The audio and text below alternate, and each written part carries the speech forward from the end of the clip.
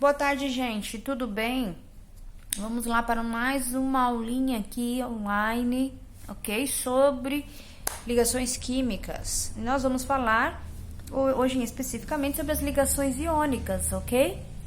Bom, gente, o primeiro princípio da ligação iônica é o seguinte: é a ligação de dois átomos, por exemplo, eu coloquei aqui um exemplo NaCl, onde um desses átomos pode ser um metal e o outro tem que ser um ametal ou um não metal, tá? Ou também o hidrogênio ligado a um não metal ou ametal, tá? Então, como é que eu olho isso, gente? De forma bem simples. Primeiro, pega uma tabela periódica. Gente, essa tabela periódica aqui eu peguei lá do nosso livro, tá bom? Então, primeiro a gente precisa identificar a posição desses elementos. Então, tá aqui, ó. Esses dois caras aqui da esquerda são os metais, tá? Esse aqui é o metal alcalino e esse aqui é o alcalino terroso. Veja, lá tem o hidrogêniozinho. Esses caras em verde aqui, ó, deixa eu arrumar pra cá. Esses caras em verde mais escuro, conforme a nossa tabela, são os não metais ou os chamados ametais. Então, qualquer elemento daqui, ao se ligar com qualquer elemento de cá, incluindo hidrogênio, com toda certeza, gente, vai formar um composto iônico ou vai apresentar uma ligação iônica, ok? Gente, essa é a primeira forma da gente verificar se existe ligação iônica.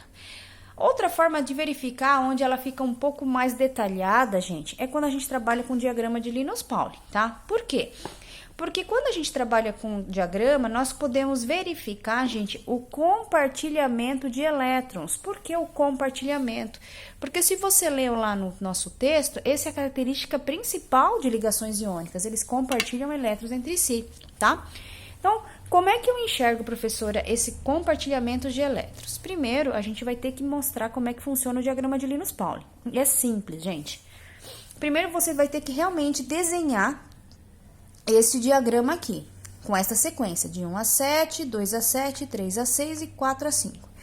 E colocar as suas letrinhas ao lado de cada número, tá? Essa coluna são dos S, dos P's, D e termina com F, tá? Cada letra tem uma quantidade máxima de elétrons. Isso quer dizer o que quimicamente? Que essa é uma quantidade máxima de elétrons que cada subnível pode ter, tá? E aí, gente, tem outro detalhe aqui, ó. Veja que eu coloquei K, deixa eu até tirar um pouquinho pra cá, isso. KL, fui de K a K, certo? K a Q, na verdade, né, gente? Então, ao verificar, nós temos 7 camadas aqui. Então, eu numerei ó, de 1 a 7 aqui. Então, esses caras aqui, ó, são as camadas eletrônicas, ou onde a gente chama isso de níveis, ok? Então, esses níveis, gente, esses níveis energéticos também apresentam, se estão contidos, vamos dizer assim, os subníveis, tá?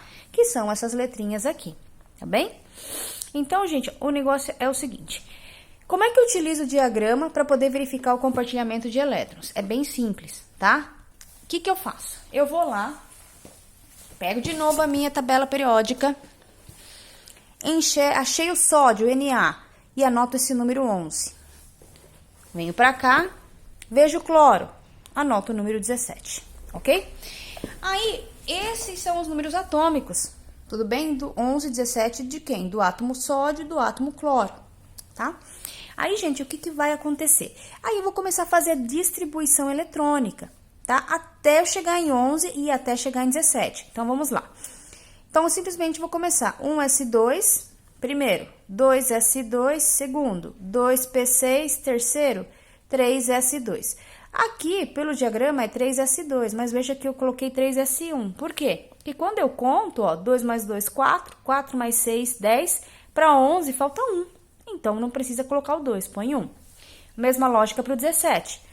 1s2, 2s2, 2p6, 3s2, 3p5. Veja que eu paro, não coloco o 6. Por quê? E nem abro o 4s2. Por quê? Porque quando eu conto aqui, já fecha 17, tá? E aí, gente, eu vou analisar a minha última camada. Veja, camada 1, camada 2, camada 3. Então, eu vou identificar as minhas últimas camadas. E eu vejo que aqui tem um elétron e eu vejo que aqui tem 7 elétrons. Então, o que que acontece? O compartilhamento vai acontecer do sódio para o cloro. Por quê? Porque o cloro fica com 8 elétrons. O que quer dizer isso, gente?